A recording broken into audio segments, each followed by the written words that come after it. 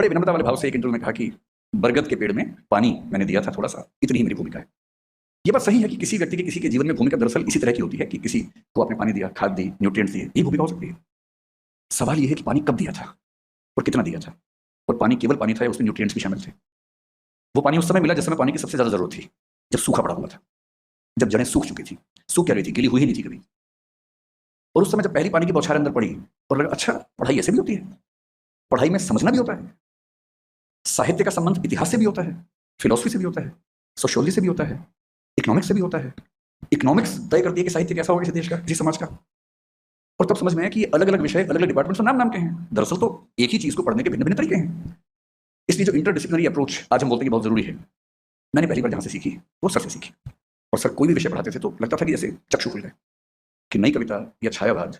और मैं उस समय लिखने की स्पीड मेरी ऐसी थी कि मैंने सर का एक एक वाक्य लिखा हुआ है, आज तक रखा हुआ है रजिस्टर मेरे पास। यहाँ तक कि सर ने बीच में छींका भी तो मैंने वो भी लिख दिया कि छींक यहाँ पर आई है, कि शायद कोई खास वजह से आई यहाँ पर बाद में रिवीजन में आसानी रहेगी। मजाक भी किया, साइड में मजाक भी लिख लिया कि मजाक को कोई लिंक होगा इसके साथ, वो मजाक भी रहना चाहिए। कई साल तक मैंने वो विषय पढ़ा, वो रजिस्टर्स पढ़े। JRF वगैरह सब होने के बाद पहली बार मुझे साहित्य समझ में आया। अब सीधा योगदान मैं कहूँ तो मेरा पहले अटेम्प्ट में सिविल सेवा में सिलेक्शन हो गया। लेकिन ये तो एक मोटा कचरा सिलेक्शन हो गया। इसमें सूक्ष्म कथन ये है कि दो वैकल्पिक विषय होते थे मेरे पास, हिंदी साहित्य था और समाजशास्त्र था। दोनों का 600 नंबर का पेपर था। अगर मैं ये कहूं कि मेरा उन दोनों विषयों से सिलेक्शन हो गया तो ये अधूरी बात है, जब तक मैं ये ना बताऊं कि समाजशास्त्र में 600 में से 247 नंबर थे और हिंदी साहित्य में 600 में से 343 नंबर थे। और इस अंतर की एकमात्र वजह ये थी कि मैंने सर की क्लास से पढ़ाई की थी। इसे मैं कैसे कैसे कह दूं कि कोई योगदान नहीं है या बरगद में केवल पानी का योगदान है, उस पानी में कितना